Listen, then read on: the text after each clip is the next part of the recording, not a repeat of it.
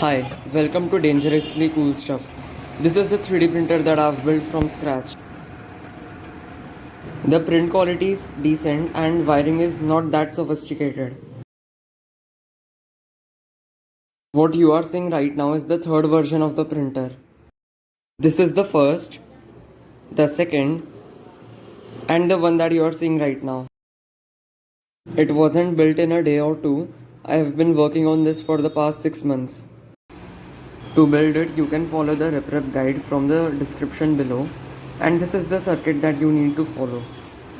Some other useful information is also given in the description.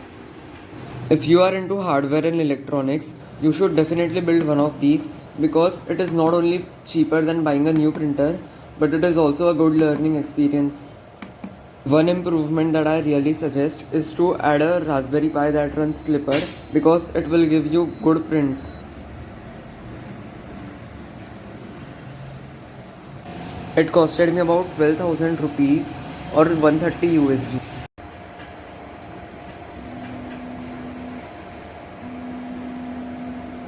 The kit in the description has all of the electronics parts.